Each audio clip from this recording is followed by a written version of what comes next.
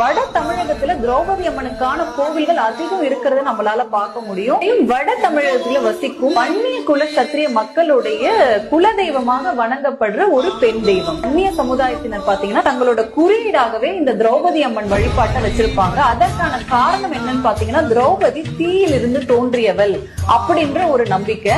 பெரும்பாலும் இந்த வட தமிழகத்துல இருக்கிற திரௌபதி அம்மன் கோவில் எல்லாம் பாத்தீங்கன்னா இந்த சமுதாயத்தினர் தான் பூசாரிகளா இருப்பாங்க. பெயர் இருக்குது ராசுபடை ஆட்சிதா ஊர் இருக்குது நீர் நிலம் சாட்சிதா பெருமனையில் சிலை இருக்குது அவர் பெருமை அது ஒரு